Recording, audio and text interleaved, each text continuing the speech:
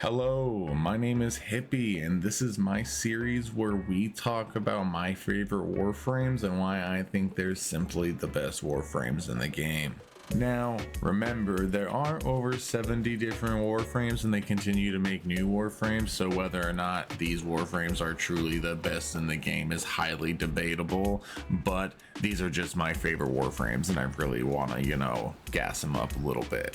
In the first video of the series, we covered Daggett, our favorite horse girl Warframe, and why I enjoy playing as her as much as I do. But this week, we're going to be going over one of my first mains, and that would be Qorvex. The first time I ever played Qorvex was in the circuit, and when I first played this dude and I could squish people between walls and shoot a beam at them and just be overall radioactive on the map, I loved him from the get-go.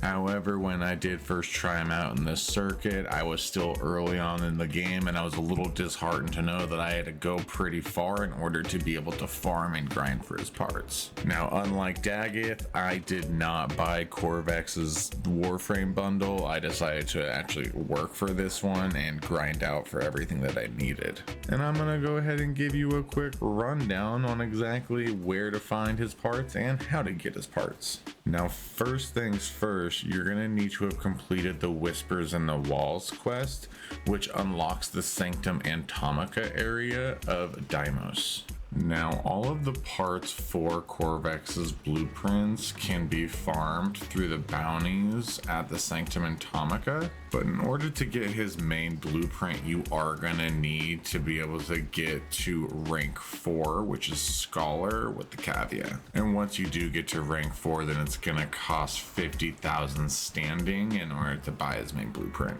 Now, in the case that the RNG gods are not in your favor and they don't drop in the bounties, then once you get to rank 2 with the caveat, you can buy all the component blueprints for 20,000 standing apiece. Alright, no more goofing around. Let's get down to the real meat of this video. And that's why Qorvex is just simply the best Warframe. We just talked about it a little bit, but the accessibility and how easy he is to get as a Warframe, you just gotta beat Whispers in the Wall and you have pretty much full access to both Qorvex and Dante. Don't worry, my Dante lovers, there's a Dante video coming for you guys real soon. You guys just be real patient with me.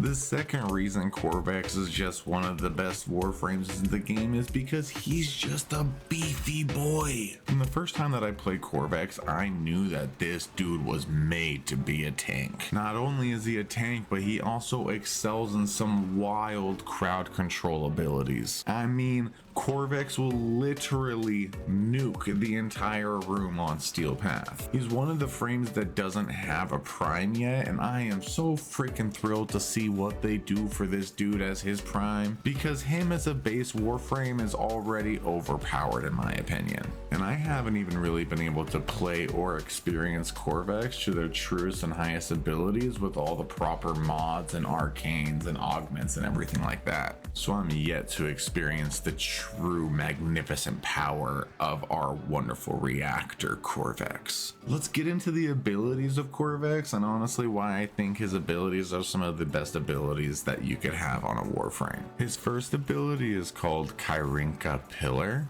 which is a pillar that you slam into the ground and it pulses radiation damage and it slows enemies down. This ability is guaranteed to afflict status effects. This is one of those skills that I'll cast as I jump into the middle of a giant crowd of enemies and then instantly slow them all down and inflict them with that radiation effect. The second ability is called Containment Wall. And Containment Wall is easily my favorite ability because it is the first part of the 2-part combo that I love throwing around whenever I'm playing Qorvex. There's also an augment for this ability as well that strips down the enemy's armor, and if you hit 4 or more people, it restarts the timer for your first ability. Your third ability is going to be the Disometric Guard. This ability guards yourself and nearby ally against status effects. And every time that you kill or get an assist in killing an enemy that is affected by radiation, then the number of status effects that it can prevent will increase. This is a skill that I honestly don't use that much, and I do honestly have plans of substituting it with the helmet if I can find something that fits in well with how I play Qorvex. But for now, it does pretty good to tie into the whole radioactive energy that Qorvex is. Now, you remember how I was talking about that combo and how Containment Wall was the first part of the combo? Well, the second part of the combo is this last and final ability, which is Crucible Blast. And you go straight Iron Man with this, and you release a beam from your chest, and each enemy that's struck suffers from radiation damage with a guaranteed status effect.